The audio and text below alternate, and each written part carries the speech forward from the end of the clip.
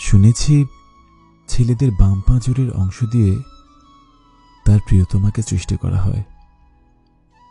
আমি চাই তুমি আমার সেই অংশ হও। জন্মের আগে নাকি প্রতিটা মানুষের ভাগ্য লেখা হয়ে যায়।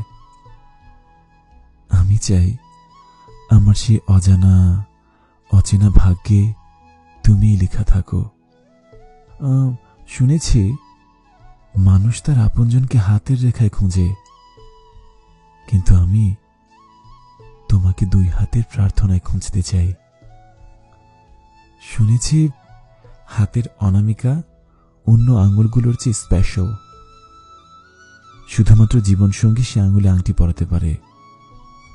আর আমি চাই তোমার সেই অনামিকাতে পূর্ণতা দিতে। শুনেছি আজকাল সবাই ভালোবাসার মানুষকে কাঠগোলাপের লাল, সাদা কিংবা অন্য কোনো রং উপহার দিচ্ছে, আর আমি তোমায় শুধু কৃষ্ণচূড়ার লাল দিতে চাই।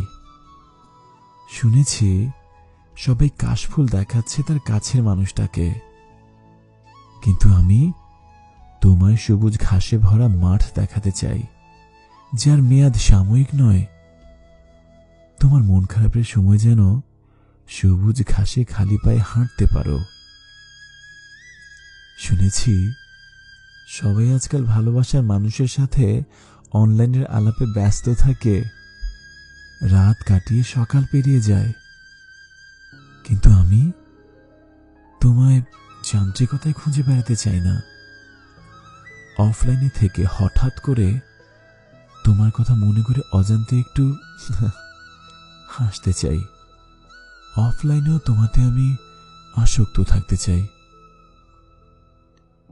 শুনেছি ভালোবাসলে হাত ধরে বিকেল কাটাতে হয়, সাক্ষাৎ করতে হয় রুটিন করে, কিন্তু আমি তোমায় মাসখানেক পরপর না হয় একটা নজর দেখতে চাইব, তোমার হাসি মাখা মুখ দেখে বিকেল কাটাবো।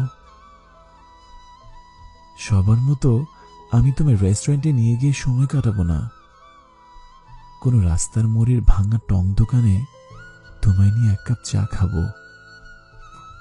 কোন এক শুভক্ষণে আমার আপনজনদের নিয়ে তোমার আঙিনায় হাজির হব।